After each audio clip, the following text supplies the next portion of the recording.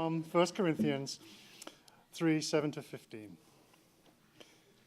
Because of this, neither the one who plants nor the one who waters is anything, but the only one who is anything is God, who makes it grow. The one who plants and the one who waters work together, but each one will receive their own reward for their own labor. We are God's co-workers, and you are God's field, God's building.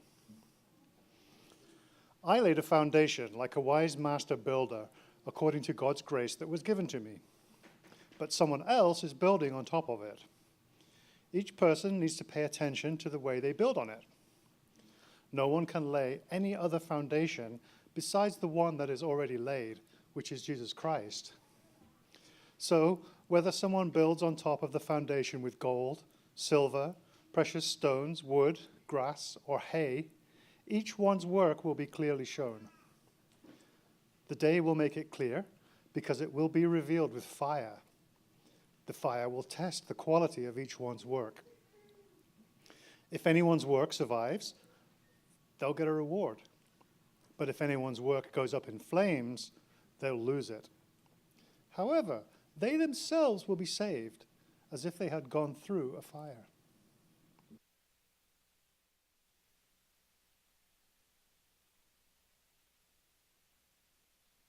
I think it's a good segue back to our initial question, which was, how do you know that you've been loved? I think there were some incredible answers, all the way from knowing that I feel safe, I'm still alive today, to things have just happened in ways that I can't really explain. And for me, all of these things are pieces that kind of work together.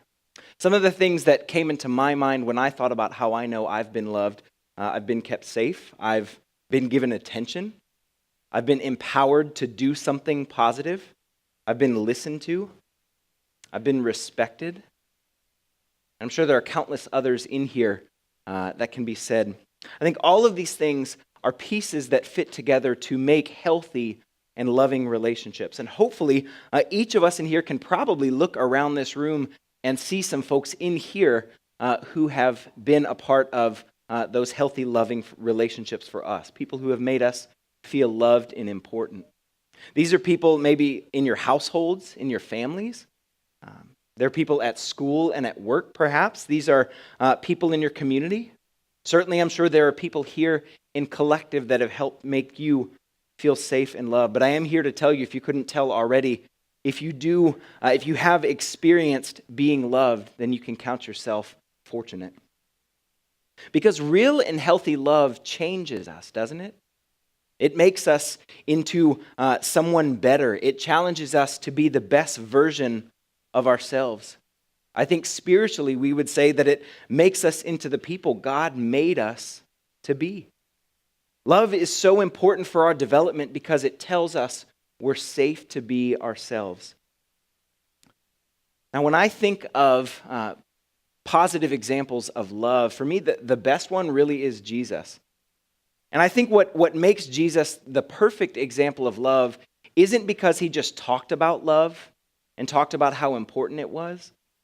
But instead, if you look at Jesus' life, he actually made people feel loved. He told them that they mattered. He listened to them. You notice, when they were sick, he healed them. He changed their circumstances for the better. He gave them attention. He empowered them. He respected them and he protected them. See, what I love is that once people came into contact with Jesus, they weren't the same afterward. And he showed a special kind of love, an unconditional love that the word gets thrown around called agape, which just means that just as you are, no matter where you've been or what you've done or what you could ever do, you are valuable. And I think that's the same kind of love all of us are trying to copy today, isn't it? That's the kind of love I'd like to show in my family and in my community and in my place of work. Because real love changes us. As I alluded to earlier, I work at a place called the Florida United Methodist Children's Home just down the road. And at the children's home, we also want to show people the same kind of love that Jesus did. This is the kind of love that encourages people to be the best them that they can be. Now, the people who live at the children's home are children and youth, and many of them are in need of a safe place to live. Some of them may have been physically hurt or just left behind, and most of this was happening from adults in their lives. Others had just been harmed, maybe through things like drugs or alcohol. So at the children's home, when we talk about showing love, for us, it kind of focuses on allowing the children to feel safe. Okay, y'all with me so far? Okay, no glossy eyes. Seems like a good time for an activity. So just a little looking behind the curtain, we had initially planned, some of y'all had gotten, in that first activity, you would have gotten leaves. There are a lot more folks here than we anticipated, which is awesome. So therefore, some of you have acorns or seeds, and others have leaves. And so when we talked about love at Trilogy this week, we talked both about love that changes you, that transforms you, that makes you into the best you can be. That's where you kind of get the image of the leaves. But we also talk about the seeds that are planted. Maybe when the seed goes in the ground, nobody can see the leaves or the large branches, but we've all been invested in and poured into in some kind of way. So if we think about this second part of the activity, whichever you have, whether it's a leaf or a seed, I want to encourage you now to, instead of writing how you know you've been loved, to write somebody who has invested in you, somebody who has poured into you, maybe how they did it. I'm going to take just a moment to do that. You can share that with the folks around you. We'll get communal here this evening.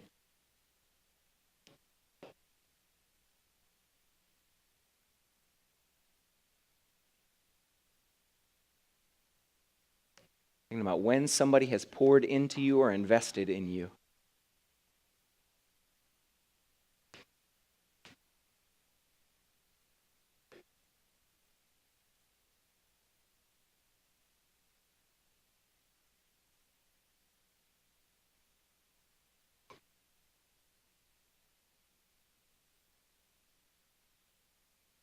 So if you're still writing, please feel free to continue to do that. I'd like to share a story with you all. Folks in here have siblings? Anybody sibling? Okay. Growing up, I was the oldest of three. And for most of my formative years, my mother was actually a single mother raising us. And the miraculous thing is, looking back, all three of us turned out relatively okay. It's kind of funny. We stable jobs, healthy friend groups, for the most part, positive life choices, semi-well adjusted. So I had a conversation with my mom a few years back, long before I was married or even thought about having kids. Some of you may have had this conversation with your parents, and I just asked, Mom, how'd you do it?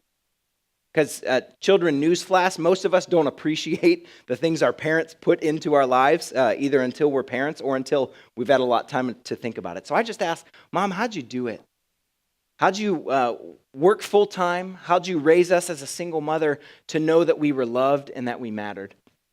And what she said is well, my thought was you just give everything you've got, and then at night you pray that it's enough. So you give everything you got, you try as hard as you can, and you hope you didn't miss anything. And I'm sure some of the adults would probably relate to that in here this evening. See, behind that response, I think, lies the truth that we can't control for everything in our lives, can we? There are always things that come to us that we weren't expecting, things that we didn't plan for, certainly things that just blindside us. Now, for me, I don't like not knowing what's next. Anyone else here with me on that? Kind of a control freak in that way, really struggle with that. Even if I may feel loved at this moment, even if I feel confident and secure right now, what happens tomorrow? What happens when I go to school? What happens when I have to face that situation I don't want to face? All of a sudden, I'm really nervous again. See, the way life works is we have a real hard time seeing the full picture of what's happening. I want to ask you all, has anybody here ever, you'll see behind me this beautiful tree that I'll move the stand so you can see it more fully. Has anybody here ever had experience with planting a tree or a flower or a vegetable, fruit, anything like that? Okay, anybody here? So you get the image of a plant growing then. For those of you that haven't tried to plant a plant, I'll give you kind of the Cliff Notes version. There's a lot of work that goes into it, okay? there's a lot of, you put the seed in the ground, but then you wait. And then you water it, and you wait. And then even when it sprouts up, you have to prune it and wait. And then even when you harvest it, a lot of times, especially if it's a tree, you're not the person who planted it. So you don't know what went into it, or the time, or the thoughts, or the effort. You see, in this passage that we heard just a little bit ago, the writer talks about our faith journey as a plant that grows. And he said that the growth comes from God, but there are a lot of people that play a part in that growth. And so there are some people who water, there are some people who plant, there are some people who harvest it and who prune it, and most of them don't get to see the full picture of what's happening. But see, when we plant a seed, we wait and we work to see something fruitful come of it. That's why we plant a seed. And that verse tells us that without people to help plant and water and do the work, the plant dies. So we need folks pouring into it. You know, I think the same thing goes with that initial call we talked about to love. Just like planting a seed, that the time we spend caring for people leads to them hopefully feeling loved. And in that way, we're also planting seeds that will hopefully blossom one day. Are y'all with me so far? Okay, I'm not losing folks? Okay. See, here over this series, and I'm sure here in Collective in general, Ben has given us this call to essential hospitality. And really, I think that boils down to planting seeds. You all see that in your community statement. In everything we do, and maybe in things we choose not to do, we're doing it to hopefully plant a seed that lets people know they feel loved. Well, at the children's home, we also have a call to plant seeds in the lives of the children and families that we serve. So this is how we kind of interpret that to mean. We can plant seeds through our residential care program when children stay with us between ages 6 to 17. We can plant seeds through a safe place they live. We can plant seeds through them meeting with a therapist and talking through some of the things they've gone through. We plant seeds through our education program, making sure that their education doesn't suffer because of some other outside circumstances. We plant seeds through our chapel program, through our awesome our band that we heard playing, or our newly formed rap group, or we have a dance group. All these different things are planting seeds in the lives of these children, or teaching life skills. See, each of these things, if you notice, looks a little bit different. Just like the roles people play in cultivating a plant, the roles look different. Sometimes we plant, sometimes we water, sometimes we prune and harvest. Each of us needs a little something different, and that's the same thing at the children's home. But all of them are done with the goal of planting seeds of hope and a bright future. See, each of us here at Collective and in our world has the opportunity to plant seeds of love with every person we meet, right where you are. Now, that might mean you listen to somebody who just needs to talk. Planting seeds might mean you stand up for somebody who's being bullied. Planting seeds might mean having the hard conversations if someone is being hurt or if they're hurting themselves, that you tell an adult or a person that you trust. Planting seeds might mean you take time to learn more about someone that you don't understand. Pastor Madeline talked about that last week, learning more about folks that we don't understand. At the children's home, when kids come into our care, within the first 30 days, Madeline meets with them to do a spiritual assessment. I know, kids, you all are right in testing time, right? You didn't think you'd be coming on the weekends when we talk about testing. Well, when the kids meet with Pastor Madeline, they do something like a test, only there are no wrong answers. Those are great tests. So the spiritual life assessment is a chance where we get to learn about their experience of faith. So get to share, have they been to a place of worship? Have they been baptized? What's their understanding of God? What do they think of when they think of Jesus? And this really helps Pastor Madeline know what kinds of things the youth want to know and what kinds of things she can be teaching on. And so she does this survey with the children when they first come in. And now we also do that when they leave our care so that we can see, hopefully, are we doing things that help them to grow? Because we want to do things that are cultivating growth. So there's a particular child at the children's home who's about to be discharged. And so this child met with Pastor Madeline to do their spiritual life inventory again. Now, some of the questions on the survey are statements. And so they'll say the statement, and then they ask the children to indicate whether or not they agree. And one particular statement was this. It says, I am worthy of being loved. And then they indicate strongly agree, somewhat agree, so on down the line. And that lets us know where they are. Again, there are no wrong answers, but we want to know what people need to hear. Well, when this particular child arrived, they answered D, that they somewhat disagree that they are worthy of being loved. And I wish I could tell you that's a one-off answer, but the reality is many of our children have some kind of answer like that, whether it's they aren't sure if they are worthy of being loved by God, certainly if they're not sure if they're worthy of being loved by other people or even themselves. Now, when this particular child took the assessment again, the questions were the same, but this person's survey looked markedly different in one particular way. See, the same question came up that said, I am worthy of being loved, but this particular child responded by saying they absolutely agree, strongly agree. Now, for us, I think this is the ultimate example and work of planting seeds. See, by caring for the unique needs of each child right where they are, we're providing opportunities for them to know their worth and value. We want them to know that they're loved more than they could ever imagine. Because we believe that not only is this going to shape their time right now, but this is also going to shape the way they go through the world, the way they interact with others, just as the way that you and I have been shaped. This is what essential hospitality looks like, that we strongly agree that we're worthy of being loved. Now, I'm really excited, and at the Children's Home, we're really excited about continuing to partner here with Collective. There are some different ways that you all can partner, and I'll be here afterwards to answer some questions. I know Pastor Madeline will be here as well. But some of the ways we've talked about getting a tour for you all to see firsthand what the Children's Home is like. It's just down the road. I think it's about 25-ish minutes, depending on who's driving. But it's right down the road. You get to see it. You can volunteer through things like tutoring or working in the chapel. You can help in rec. Again, we're close enough that you can do regular volunteer opportunities if you like. We're also working on getting some sort of mentor-type relationship together. So if we're interested, we're going to kind of see what this connection looks like and what things spring up. Now, I know we've got some musical folks in here because I've been here and been really encouraged by what you all offer. You can also volunteer by offering music lessons. The kids that you hear today have been poured into by folks teaching them how to play instruments or how to better play.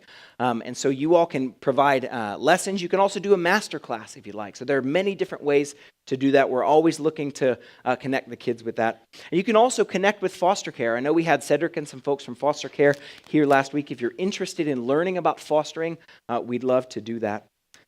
But again, I want to thank you all for being a place that cultivates seed planting and growth. Because we believe, and I strongly believe, and I know you all believe as well, that hope that blooms in this world is so desperately needed. Amen.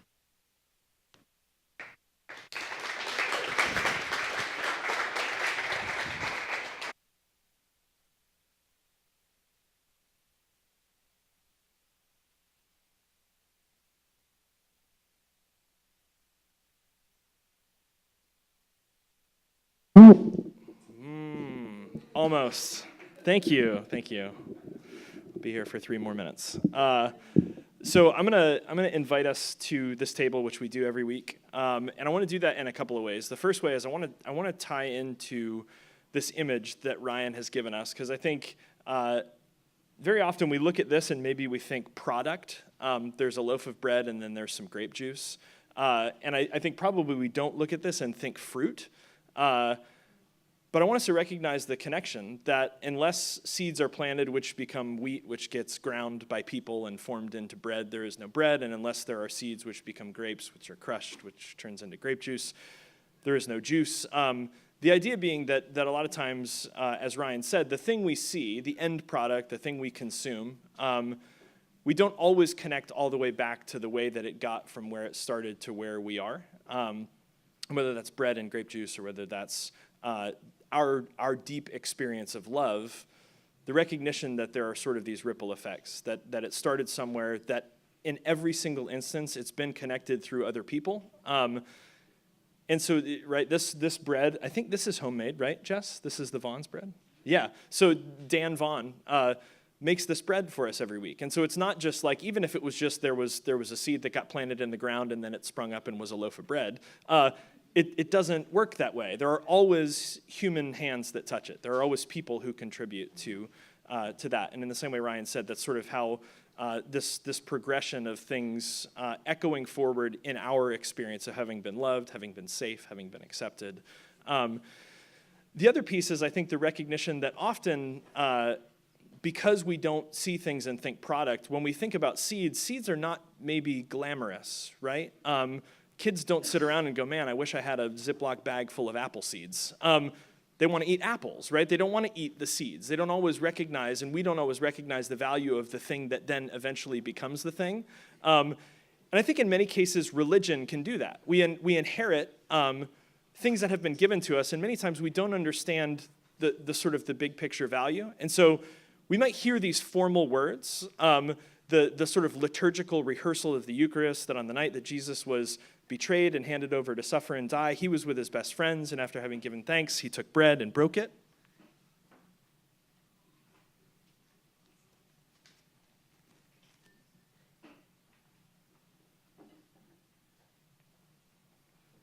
And in the same way, he took a cup and gave thanks. He said, here's my blood.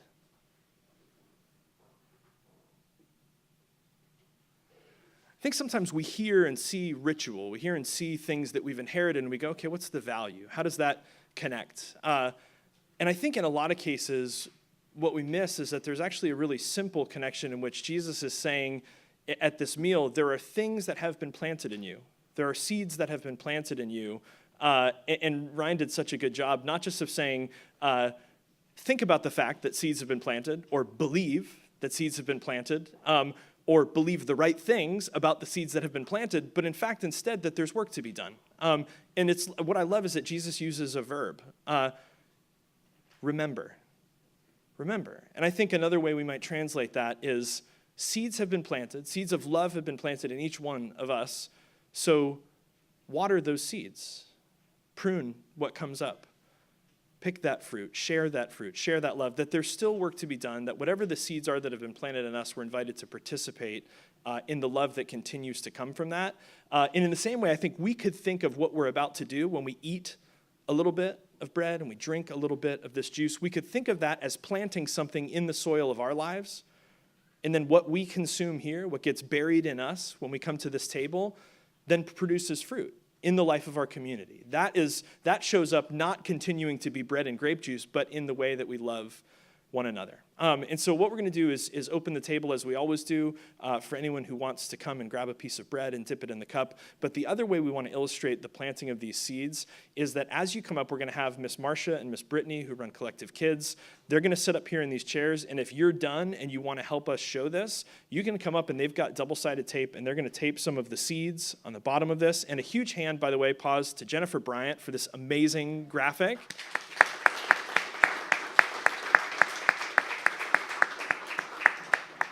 So if you're ready for yours, if it's done and you want to come up on your way to coming to the table, or you don't have to come to the table to put the seed up, you don't have to put the seed up in order to come to the table, any of that stuff. So either one or both, come on up. You can get it taped up there. You can come and experience this. The table of this love, the table of the love by which seeds are planted and continue to bear fruit in us and in the world.